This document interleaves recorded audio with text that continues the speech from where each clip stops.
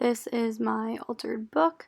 I'm just flipping through it in this first clip, showing how it opens on one side, and then in the next clip, it will be how it opens on the other side. So this is the other side.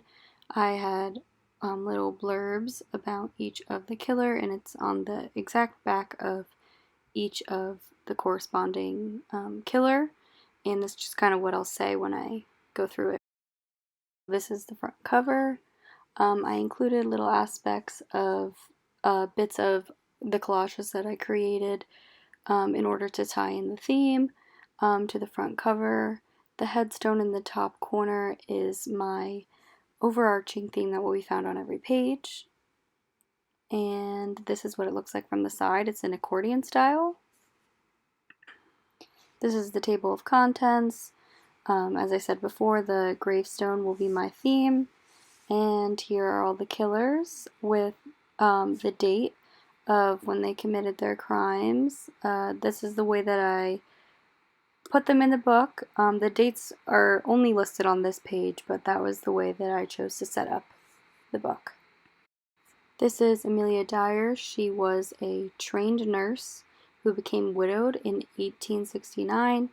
And because of that, she turned to baby farming, which is where I got the idea for the collage.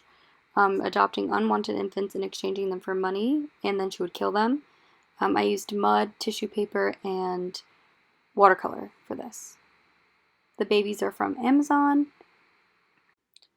This is Jack the Ripper. I used black construction paper, black cutouts from magazines, and some black watercolor to create the background. There is a photo of Jack the Ripper, a famous photo with the face blocked out as we don't know the identity, as well as Leonardo da Vinci, one of his sketches of anatomy, to tie into the fact that the prostitutes that he had killed had a slit neck and they had some organ removed from their abdominal area, which is why there's blood on the Barbie.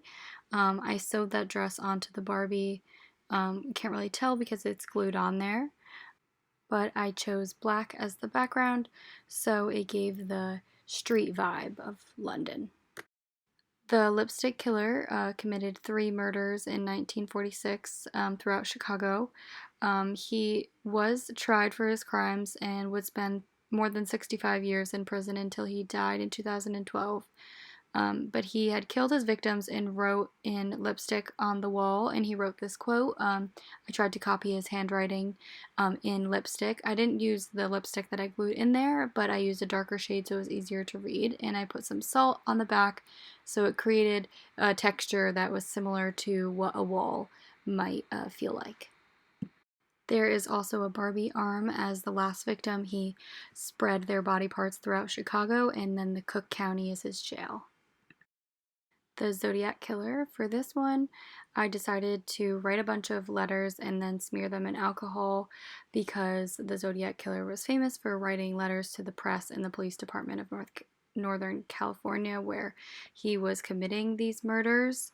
The identity remains unknown, and this is one of the letters that he wrote, and I created this envelope where I included the letter with the zodiac symbol on there, and I also included magazine clips. They're not specifically about the zodiac, but it plays into that idea that he got a lot of press. There's the letter.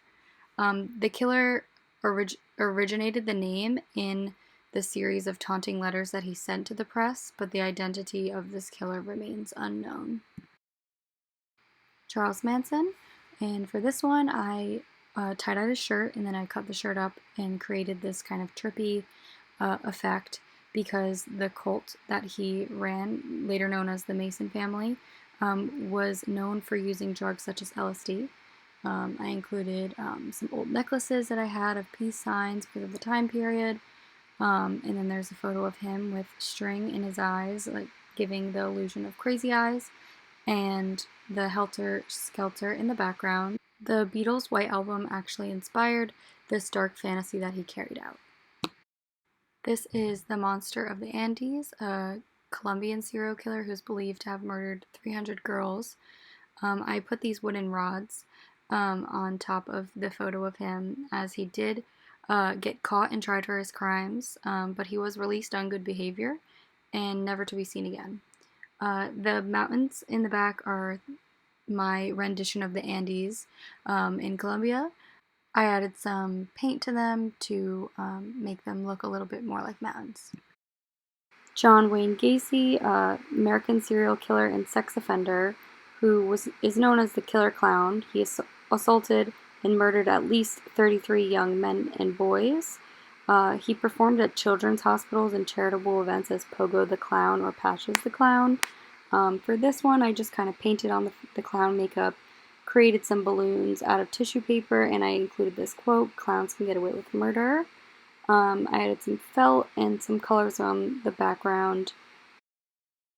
Ted Bundy. For the background of this, I used tissue paper and some watercolor.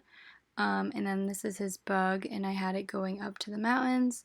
And there's a quote along there, and it says, "We serial killers are your sons, we're your husbands, we are everywhere, and there will be more of your children dead tomorrow." I included this Barbie hand with a fake cast on it, as he would use that as part of his ruse to get girls to help him. The Chi Omega sign is for the sorority girls he killed in Florida State University. And then a decapitated Barbie head, because he was known to do that. I included a law book, as he had dreams of going to law school, but didn't get into any prestigious colleges and was occupied by killing. And the mountains are where he'd bury bodies.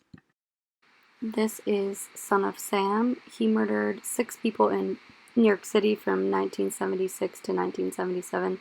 I created these buildings out of felt and some shiny paper, as well as adding salt to the background to kind of, give a dirty New York vibe. This is a letter from him where I painted over the Son of Sam symbol and used some string. And then this is a golden retriever that I found in a magazine, and I added these eyes because he claims that he received orders from a demon-possessed dog. This is Jeffrey Dahmer. For this one, I used watercolor as the background and this brown construction paper to create a still life kind of vibe with a plate and a fork and a cup on the table. The cup is there because he was an alcoholic, and he developed these rituals that progressed and experimenting with chemical means of disposal and often consuming the flesh of his victims, which is why I included this tissue paper heart that I made with the Barbie limbs, because he would often consume his victims when he was done. This is The Butcher, a Canadian serial killer who murdered 49 women, ground up their bodies, and fed them to pigs, and may have even sold the pigs to cops. He was on a mission to kill 50 women, but he was unsuccessful as he only killed 49. I used mud and some salt and watercolor to make it look like grass. I included these little pigs and Barbie hands to show the pigs eating, the humans in this little wheelbarrow of the limb in the barn, as it was taking place on a farm. This is The Beast. The Beast was a Colombian rapist and serial killer who had admitted to raping, torturing, and murdering 138 teenage boys, but it's possible that the number is more like 300 to 400 teenage boys. He would dress up as a priest, an elderly man, a farmer, to avoid suspicion from the locals, which is why I included him dressed as a farmer. I included some rocks, and that black thing is supposed to be a trail sign, as he would find these homeless boys from the ages of 6 to 16, and he would take them on this hike, on this trail, to tire them out. Those bottles are from alcohol bottles, and then this is a mass grave. After this hike, they would be tired, so they'd be more easy to deal with, and he would kill them and then bury them. There was about 36 bodies found in this mass grave, ranging from the ages of 6-year-olds to 16-year-olds. This is the back cover of my book. Like the front cover, I tried to incorporate little aspects of of collages to kind of tie into the whole theme. The grave is also on there, and there's the babies, the zodiac symbol, some peace signs, a balloon, and a severed Barbie head, Son of Sam symbol.